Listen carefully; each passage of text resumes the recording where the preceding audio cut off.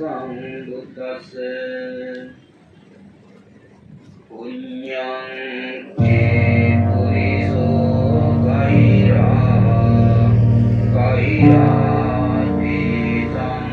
गुणं To accelerate the wheel of Dhamma, subscribe the channel and press the bell icon.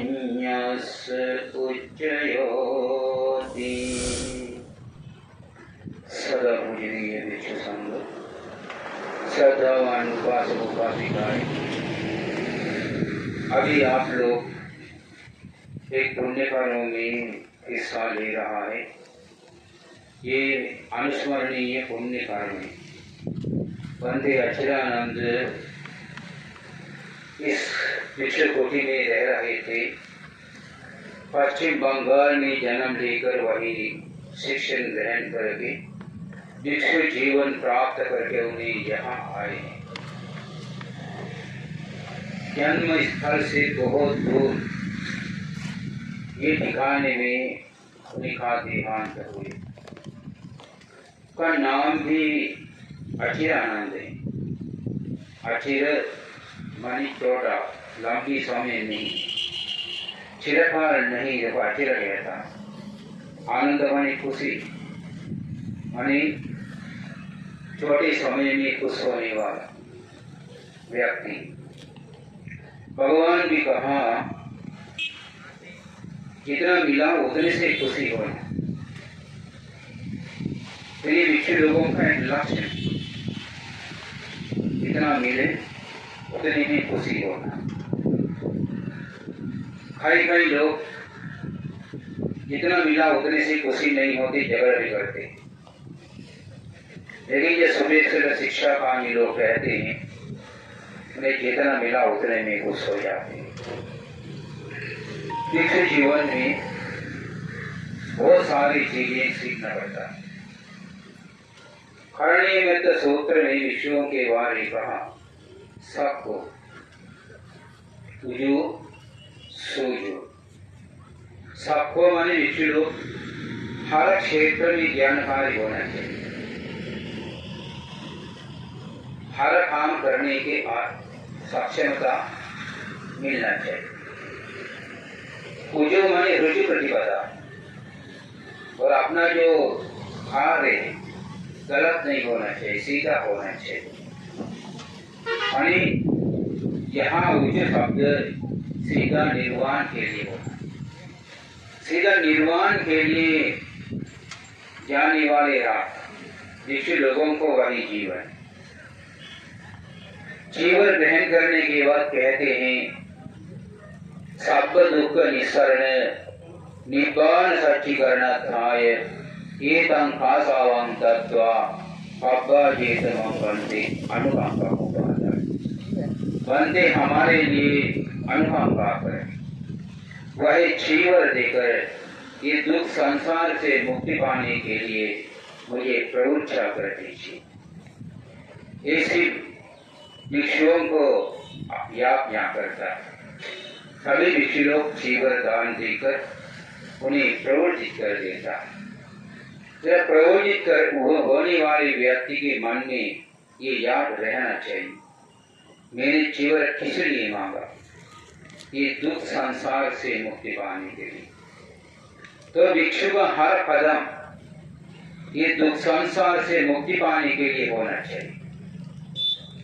जिससे संसार बढ़ते जाएगा और दुख गहरे दुख में डूब जाएगा, ये काम भिक्षुओं के लिए नहीं होगा। यदि भिक्षु खुद संसार में खुद डूब जाते हैं, तभी उपासक उपासिकाओं को रास्ता किस प्रकार समझा सकते हैं। खुद ही डूब रहा है, फिर बाकी लोगों को निकालने के लिए प्रयास कर रहे हैं। श्री भगवान ने कहा, अर्थान उपमा तत्व, पहले अपने आप को उपमा में लेकर न ज्यादा से नहीं लेना चाहिए। यदि खुद रास्ते में चल रहा हो तो दूसरों को रास्ते में आने के लिए सलाह दे सकता। खुद ही रास्ते में नहीं है तो दूसरों को सलाह देना भी मुश्किल हो जाती है। तो भिक्षु जीवन कोई साधारण जीवन नहीं है, बहुत संकटों में भरा हुआ लेकिन खुशहाल जीवन। भिक्षुओं को किस चीज का चिंतन नहीं होना चाहिए, क्योंकि भिक्षुओं के बारे भगवान ने कहा चिड़िया के बराबर है। चिड़िया को क्या वजन है? अपने पंखों का वजन।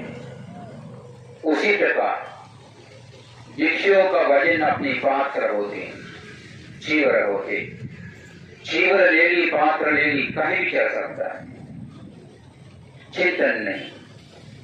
इसलिए मेरा जगह करके कहने के लिए भिक्षुओं के पास कुछ भी नहीं था। पुराने जो भिक्षु समाज निर्माण हुआ, किसी भी बनते के पास विहार नहीं था। उपासक उपासिका लोग विहार बनाते हैं, भिक्षु लोग आकर वर्षावास करते हैं। वर्षावास होने के बाद विहार संभाल के रख कर चले जाते। चारिका, ये चारिका अगले वर्षावास तक चलता है। चारिका करते करते जिस गांव में पहुंच गया, वहां कोई विहार है तो वर्षावास वही करता है। लेकिन वर्षावास तब रहता है, इसके बाद छोड़ देता। लेकिन अभी ऐसा नहीं है। अभी बनते लोगों को खुद का विहार है। खुद का विहार होने के कारण जिम्मेदार पड़ जाता है। सुरक्षा करना है, अभिवृद्धि करना है, शिष्य लोग बनाना है, पोषण करना है, बहुत सारे काम बन जाता है। जो पहले अकेला था, किसी ने बना हुआ विहार में कुछ समय रहता निकल जाता, उसको कोई वजन नहीं है। उन्हें अपनी चित्त आर्य मार्ग पर लगाने का समय, चलते चलते ध्यान करते चलते, कहीं थक गए तो बैठ कर ध्यान कर लेते। हर वक्त भिक्षुओं को ध्यान पूर्वक रहने के लिए बुद्ध भगवान ने सिखाया।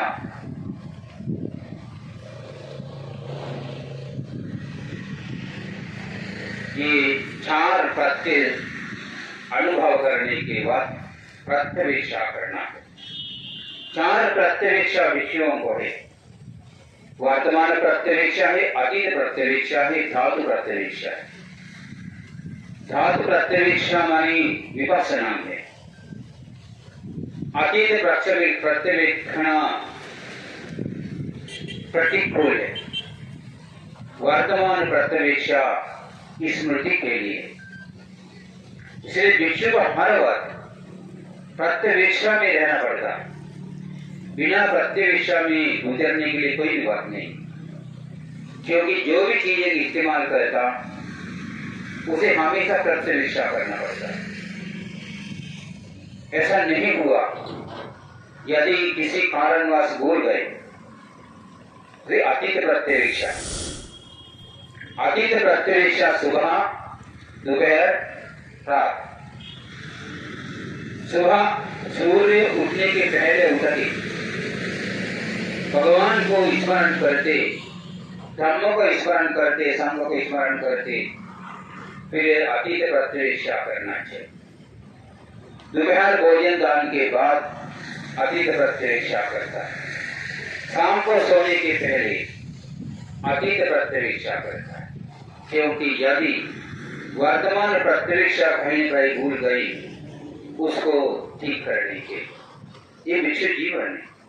इसलिए 24 घंटा भिक्षु ध्यान पूर्वक है। इसलिए उनको दुश्शील कहना भी कठिन हो जाती है, क्योंकि उन्हें ध्यान पूर्वक है। इसलिए अपना चित्त एकाग्र करना कठिन कर्तव्य नहीं होगी। स्मृति बना के रखते। ये स्मृति यदि नहीं है तो ये गलती खुद का बिना संग का नहीं, बुद्ध का भी नहीं। हमें बीमार पड़ जाता है, डॉक्टर के पास जाते हैं, डॉक्टर बीमार खोजता है, हम बताता है, डॉक्टर चेक करेगा, चेक करने के बाद डॉक्टर बताता है और ये बीमारियां, ये बीमारी के लिए ये चीजें खाना उचित थे, ये खाना अनुचित थे, ये दवाई इसी प्रकार लेना। समझा बुझाकर दवाई भी देकर भी जवाता है। हम दवाई लेकर आते हैं, दवाई एक जगह पर रख देता, डॉक्टर ने कहा ये चीज खाना उचित थे, ये खाना अनुचित थे, दवाई इसी प्रकार लेना है। हम मन में सोचते हैं, बोलते, वही रहने देता है, दवाई लेता भी नहीं, परहेज करता भी नहीं, किसी बीमार ठीक नहीं होता। आखिर में बोलता वो डॉक्टर के पास गया, बीमार ठीक नहीं हुआ। सही बात है, डॉक्टर के पास गए, दवा इस्तेमाल नहीं किए तो बीमार कैसा हो जाएगा। इसी प्रकार बुद्ध भगवान को नाम दिन महागुण मोदानन सतघाट वन भव दुखट वेदानन गान दुरुदुरालन दिनी दानन सिन सातो सिन नाम दिम मुनि दानन सात वन भव दुखट वेदान। जो लोगों को भव दुख निर्माण होता, ये भव दुख के लिए दवाई देने वाले वैद्यचार्य सम्यक संबोधते, दूसरा कोई नहीं। डॉक्टर लोग बहुत मिलेगा, लेकिन ये भव दुख निवारण के लिए दवाई देने वाला एक ही है, सम्यक संबोधते। इसलिए उन्हें हमें दवाई दे चुका है, दवाई पीना अपना कर्तव्य। कई लोग दवाई देखना भी नहीं चाहते, ये दवाई किस प्रकार का है, खाने का है, सूंघने का है, पीने का है, लगाने का है, कुछ समझता नहीं, देखता भी नहीं। कई लोग डरते डरते थोड़ा थोड़ा इस्तेमाल करता है, कई लोग इस्तेमाल करने के लिए ही डरता है, सोचता है लेकिन डरता है। फिर जिनका संसार का बीमारियां महसूस होता है, उन्हें निर्डर ढंग से उसी दवाई इस्तेमाल करना है, तब उन्हीं का सांसारिक बीमारियां ठीक हो जाती है। फिर ये बीमारी हम सबको है, हम सभी संसार के जीवन में। संसार क्या होती, संसार की संसार बार बार आ जाता है। क्या आ जाता है?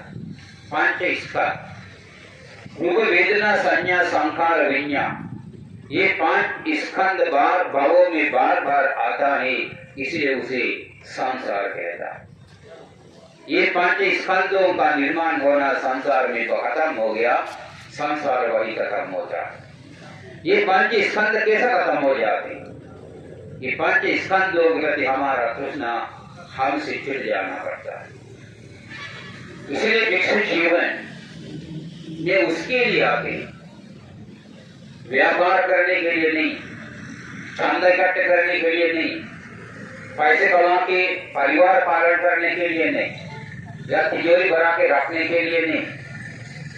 भिक्षु जीवन में आते अल्पित जीवन के, शैक्षणिक जीवन के, जो बुद्ध भगवान ने दिया हुआ शिक्षा है, उसी शिक्षाओं को पालन करने के लिए और उसी शिक्षाओं के अनुसरण करते हुए ये दुख संसार से मुक्ति पाने के लिए। इसलिए भिक्षु लोगों को एक सूत्र बुद्ध भगवान ने सिखाया, उसको कहते 10 धम्म सूत्र। हर एक भिक्षु ये सूत्र नीति प्रतिदिन स्वाध्याय करना चाहिए, अर्थ समझना चाहिए, उसे अर्थ अपने जीवन के साथ तुलना करके देखना चाहिए, तभी खुद को समझ में आएगा मुझे क्या करना चाहिए। श्री अच्युतानंद बंते का जीवन इसी प्रकार समाप्त तो हो गए। उन्हें कुछ पाया हमें मालूम नहीं पाया ये भी हमको मालूम है, लेकिन जैसे हो उन्हें इसी जीवन में खुश हुआ तो उन्हें खुद धर्म ज्ञान पाया होगा। उन्हें खुशी नहीं मिला, धर्म ज्ञान नहीं मिला होगा, लेकिन जहां भी वो चले गए धर्म के साथ चले गया होता आज का ये प्रोग्राम जो ये देखते रहता होगा, लेकिन धर्म से बिना चले गए ये प्रोग्राम देखने के लिए उसको वक्त नहीं मिलता। इसलिए हम समझना चाहिए हर एक व्यक्ति को नियमित धर्म ही मृत्यु, जन्म से लेकर हम मृत्यु तक दौड़ने वाले। इसलिए जन्म होने के बाद हर क्षण में हम मरते मरते चल रहा है, मरता है जन्म लेता है, उत्पाद स्थिति भंग, ये 3 अवस्था जीवन के साथ है। फिर उत्पन्न होता है, रहता है, मरता है, सबके लिए समान समय होती। उसी प्रकार हम जीवन समाप्ति तक चलता है, लेकिन जीवन समाप्त होने के बाद पूरा जीवन को अवलोकन करने के समय आता है। उसी अवलोकन करने के वक्त यदि हमें देखने को मिला मेरा जीवन खाली नहीं है, मेरे धर्म के साथ जुड़ा है, भगवान के आदेशों को पाला है, मुझे इतना इतना चीजें प्राप्त कर सका है, उन्हें बड़ा खुश हो जाता है। उस खुशियों के साथ जीवन छोड़ देता, उन्हें नींद से उठा जैसा सुख की जाकर जन्म लेता। यदि ऐसा खुशी नहीं हो सके, उन्हें जीवन को देख देख कर डर उत्पन्न हो जाते हैं, भयावह दर्शन मिलता है, कभी उन्हें सुगति तो मिलता ही नहीं, उन्हें दुर्गति भी चले जाते। इसलिए जीवन कोई खेल नहीं है जो मैदान के गेंद जैसा, इसलिए जीवन एक जिम्मेदार वस्तु है, उसे संभालना हर एक व्यक्ति का कर्तव्य है। श्री भगवान ने कहा पुण्यांचे पुरुषो खैरा, अच्छे कर्म जितना भी करें ये सब पुण्य कर्म होता है। जो विपाक देने के बाद रोना नहीं बढ़ता है। ये पुण्य करने वाले व्यक्ति को पुण्य कर्म करने के बाद जीवन में कितना खुशियां निर्माण होता है महसूस होता है, पुण्य के महत्व उनको महसूस होता है। इसलिए उन्हें क्या करता है, खैरा एकम पुनः पुनः पुनः पुनः ये पुण्य कर्म करने के लिए तैयारी हो जाता है, करते रहता है। क्यों? पुण्यांचे पुरुषो खैरा खैरा तेता पुनः पुनः तम ही चंदन खैरा, पुण्य करने के लिए अपना इच्छा व्यक्त करता है। इसके कारण में सुखो पुण्य सौचे। भगवान ने नहीं कहा पैसे इकट्ठे करना ही सुख है, भगवान ने कहा पुण्य एकत्र करना ही सुख है। इसलिए हमें पुण्य एकत्र करना पड़ता है। पुण्य बाहर से नहीं आते, हमारे अंदर से निर्माण करता है। लोभ द्वेष मोह ईर्ष्या अहंकार आदि ये दुर्गुणों को त्याग करके करुणा से दया से मैत्री से उपेक्षा से मन भरा देता है, त्यागशीलता से श्रद्धा से प्रज्ञा से जीवन भराता है, तभी हमें पुण्य निर्माण कर सकता है। उसी के युक्त कर्म पुण्य कर्म है, उससे उत्पन्न होने वाले उसी पुण्य। ये पुण्य से भरा हुआ जीवन आखिरी वक्त भी खुशियों से भरकर संसार से निकल जाता है, उन्हें दुख नहीं होती, उन्हें सुगति प्राप्त कर लेता। ऐसा खुश होने के बाद जिस व्यक्ति के पास नहीं होता उन्हीं को दुर्गति का ही आशीर्वाद मिलता है। इसलिए हम प्राप्त मनुष्य जीवन खाली नहीं करना चाहिए, इस जीवन का फायदा उठाना चाहिए। इसी जीवन में जो कुछ प्राप्त करना है ये पुण्य ही प्राप्त करना पड़ता है। पुण्य प्राप्त करने के लिए हमेशा तत्पर रहना चाहिए।